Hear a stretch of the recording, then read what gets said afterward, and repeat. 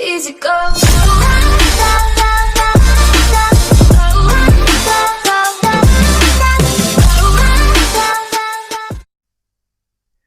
तो pre historic as, इसी को स्टोन एज भी कहते हैं क्योंकि अभी तक कोई मेटल डिस्कवर नहीं हुआ है, इसीलिए स्टोन के ही टूल्स यूज होते थे, इसीलिए pre history, ancient India, stone age सब एक ही है।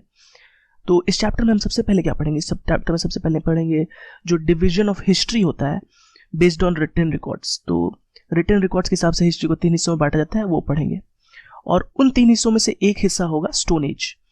फिर हम लोग पढ़ेंगे जो स्टोन एज को कैसे डिवाइड करते हैं 3 हिस्सों में, पेलियोलिथिक, मेसोलिथिक, नियोलिथिक। तो पहले रिटन रिकॉर्ड के बेसिस पे 3 हिस्सों में डिवाइड हुआ, उसके बाद स्टोन एज भी टाइम के हिसाब से 3 हिस्सों में डिवाइड हुआ।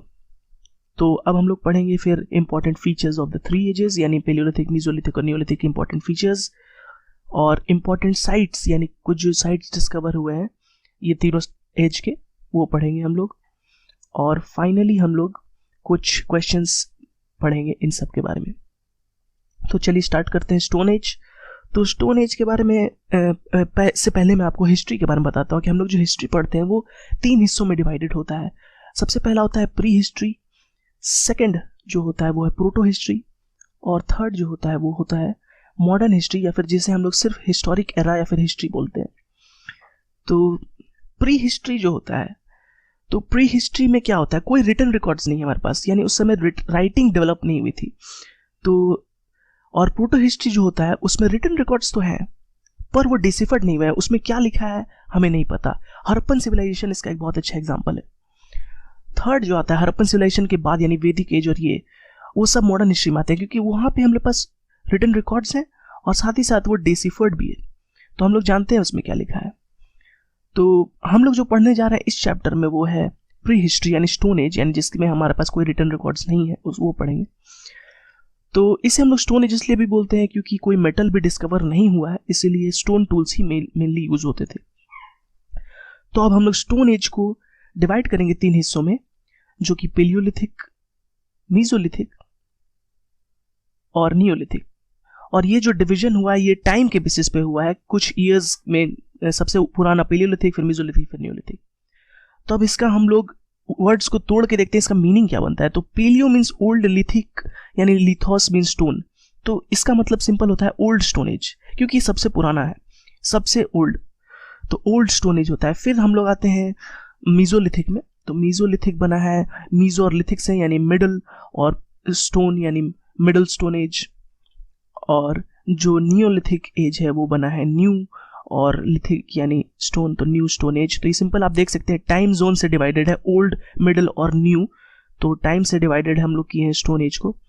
तो अगर टाइम से डिवाइड हुआ है तो हम लोग को ये जानना बिल्कुल ज़रूरी है कि किस टाइम में कौन सा जोन एज एग्जिस्ट करता था। तो हम लोग टाइमलाइन बनाते हैं इसके लिए। तो टाइमलाइन में जो पेलियोलिथिक जो ह्यूमंस थे वो एग्जिस्ट करते थे अराउंड 2 मिलियन ईयर्स अगो से, यानी मतलब जब ह्यूमंस का एग्जिस्टेंस स्टार्ट हुआ था तब से लेकर कि अराउंड 10,000 BC तक। तो तब तक वो ज़्यादा डेवलपमेंट ह्यूमंस में नहीं हो पाया था और हम लोग सिर्फ ओल्ड स्टोन एज में थे।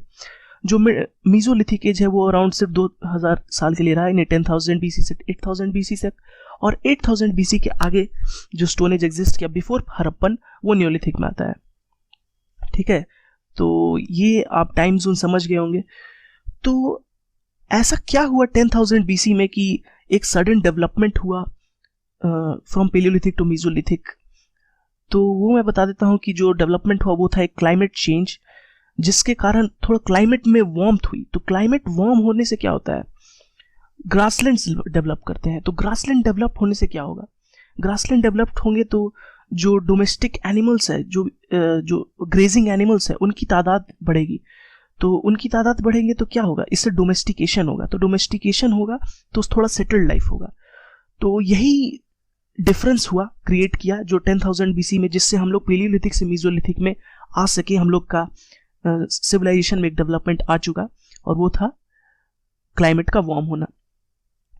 और अब 8,000 BCE से हम लोग ने पॉलिश स्टोन और अच्छे खासे टूल्स डेवलप करने स्टार्ट कर दिए थे, तो हम लोग फिर थोड़े ज़्यादा एडवांस्ड मॉडर्न में हो गए थे, तो वो नियोलिथिक में हुआ। और 6,000 BC में आपको बता दूं सबसे इंपॉर्टेंट चीज़ कि फर्स्ट एग्रीकल्चर वो न्यूलिथिक एज में हुआ है, जो कि अराउंड 6000 BCE में हुआ है, यानी बिफोर करंट एरा।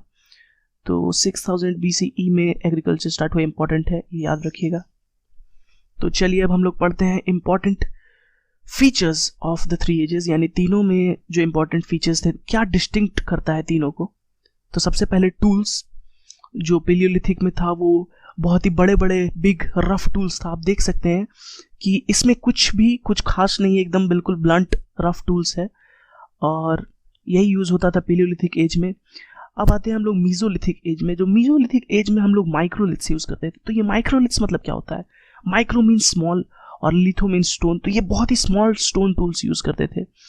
तो ये अराउंड 2 to 5 इंच यानी बहुत छोटे होते थे। पहले जो पेलियोलिथिक उससे कंपैरिजन में बहुत छोटे, और इन छोटे को हम स्टोन टूल्स को हम लोग बोन्स और वुड्स में लगाते थे। तो आप देख सकते हैं ये टूल कितने छोटे थे, और ये इन छोटे छोटे को बोन्स या वुड्स पे लगा के हम लोग सॉज या सिकल्स बनाते थे। तो आरी के हम लोग काम लेते थे इन छोटे छोटे को अटैच करके बोन या वुड में। तो मीजोलिथिक में माइक्रोलिथ्स का डेवलपमेंट हुआ। नियोलिथिक में हम लोग और थोड़ा एडवांस होते हैं, और टूल्स जो है वो पॉलिश्ड होने लगे, वो रफ और ब्लंट नहीं थे पेलियोलिथिक के जैसे। ये बिल्कुल ही फाइन कटिंग एज होता था, बिल्कुल शार्प टूल्स होते थे। तो ये अभी भी स्टोन एज के ही थे, इसलिए स्टोन टूल से थे। आप फोटो में देख सकते हैं कि कैसे ये बिल्कुल पॉलिश्ड है, और इसमें आप एरो के हेड्स भी देख सकते हैं। तो लकड़ी से ला के इनमें तीर भी बनाए जाते थे, और बहुत ही तरह के मोटार्स और पेस्टल्स, यानी जिसे हम लोग हिंदी में उखली बोलते हैं, वो भी बनाए जाते थे। तो बहुत सारे पॉलिश्ड टूल्स यूज होने लगे नियोलिथिक एज में। तो टूल्स के मामले में आप देख सकते हैं क्या डिफरेंट था इन तीनों में। तो अब आप लोग को बताते हैं कि जो इन लोग का मेन ऑक्यूपेशन था उसमें क्या डिफरेंट था। तो आप जब आपके पास सिर्फ ब्लंट टूल्स होंगे, बड़े बड़े टूल्स होंगे, आपको उसको टेक्नोलॉजी नहीं होगी, तो आप क्या कर सकते हैं, सिर्फ हंटिंग कर सकते हैं। और क्या कर सकते हैं, आप फूड गैदरिंग कर सकते हैं, यानी फल तोड़ना, फल जो भी कहीं उगा हुआ वाइल्ड फ्रूट्स वो सब खाना। तो हंटिंग और फूड गैदरिंग मेन ऑक्यूपेशन था। जब मीजोलिथिक एज में आते हैं तो यहाँ डोमेस्टिकेशन स्टार्ट हो गया। क्यों? क्योंकि ग्रासलैंड्स डेवलप हुए, तो पैस्चर लैंड डेवलप हुए, तो डोमेस्टिकेशन बढ़ा। तो यहाँ पे अब क्या होता था, हंटिंग, फूड गैदरिंग, उसके साथ साथ डोमेस्टिकेशन भी। नियोलिथिक में क्या हुआ कि एग्रीकल्चर स्टार्ट हो गया। तो एग्रीकल्चर स्टार्ट होने के कारण जो मोर सेटल्ड लाइफ की तरफ बढ़ा, एक विलेजेस एस्टैब्लिश होने लगी। मतलब पहले लोग घूम घूम के घूमते थे, पर अब सेटल्ड लाइफ एस्टैब्लिश हो गया जब से एग्रीकल्चर आया। एक एग्रीकल्चर लैंड के पास लोग डोमेस्टिकेशन भी करते थे और एग्रीकल्चर भी करते थे। तो ये डिफरेंस हुआ नियोलिथिक में। अब हम आपको बता देते हैं कुछ इंपॉर्टेंट साइट्स। तो इंपॉर्टेंट साइट्स जो पेलियोलिथिक और मीजोलिथिक के टाइम का है वो है भीमबेटका, इसे जो कि अभी मध्य प्रदेश भोपाल के आसपास में है। तो ये जो साइट है ये बहुत ही इंपॉर्टेंट है, क्योंकि इसमें अराउंड 500 रॉक शेल्टर्स हैं। और जो सेकंड इंपॉर्टेंट साइट है वो है न्यूलिथिक साइट, जो कि मेहरगढ़ में है, जो कि करंटली पाकिस्तान में है। तो ये जो साइट है ये उस टाइम के नॉर्थ वेस्ट इंडिया के फ्रंट में पाया जाता था, और ये वो जगह है जहाँ पे फर्स्ट एग्रीकल्चर स्टार्ट हुआ, इसलिए इम्पोर्टेंट है। तो हम दो इंपॉर्टेंट साइट्स अभी तक पढ़ चुके हैं, भीमबेटका और मेहरगढ़। ये दोनों बहुत ही इंपॉर्टेंट है। भीमबेटका जो है वो पेलियोलिथिक और मीजोलिथिक साइट है, जबकि मेहरगढ़ नियोलिथिक साइट है। तो एक बार रिवीजन कर लेते हैं। तो पेलियोलिथिक में टूल्स ब्लंट और ये थे, मीजोलिथिक में काफ़ी माइक्रोलिथ्स यूज हुआ, नियोलिथिक में पॉलिश टूल्स। ऑक्यूपेशन के वाइज देखें तो हंटिंग, फूड गैदरिंग से डोमेस्टिकेशन, देन एग्रीकल्चर में आए। और इंपॉर्टेंट साइज आप देख सकते हैं, एक भीमबेटका था जो कि यूनेस्को का वर्ल्ड हेरिटेज साइट भी है, और ये बहुत इंपॉर्टेंट साइट है। इसमें 500 से ज़्यादा केव शेल्टर्स हैं, और ये एक यूनेस्को वर्ल्ड हेरिटेज साइट है। दूसरा जो है वो मेहरगढ़ है, इंपॉर्टेंट क्यों? क्योंकि यहाँ फर्स्ट एग्रीकल्चर स्टार्ट हुआ।